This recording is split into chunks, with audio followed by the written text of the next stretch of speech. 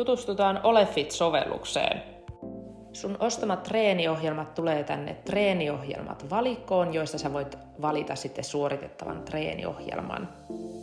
Alaspäin kelatessa voit sitten valita päivän treenin. Jokaiseen treenin liikkeeseen löytyy tekniikka-ohjeistukset sekä kirjallisesti että videolta. Videot on kuvattu Fit Seinäjoen kuntosalilla, mutta ohjelmaa pystyy suorittamaan helposti ihan missä vain. Tekniikat on kuvattu monesta eri kuvakulmasta, jolloin varmasti opit tekemään liikkeet oikein. Ja jotta pysyt selvillä omasta progressiostasi, niin sarjapainot on tärkeää merkata ylös ja se onnistuu täällä treeniapplikaatiossa hyvin helposti. Myös riittävät sarjatauot on helppo kellottaa täältä sovelluksen kautta.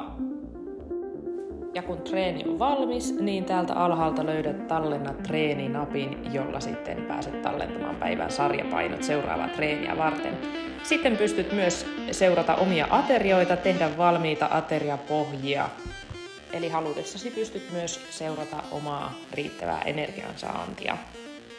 Ja kalenteriin pystyt merkitä itselle sopivat treeniaikataulut valmiiksi, niin treenit tulee varmasti tehtyä. Ja merkinnät tulee kalenteriin sitten värikoodeilla näkyville. Treeniprogressiota pääset tarkastelemaan liike- ja treenikohtaisesti. Ohjelmat ostettavissa verkosto- ja asiakaspalvelusta.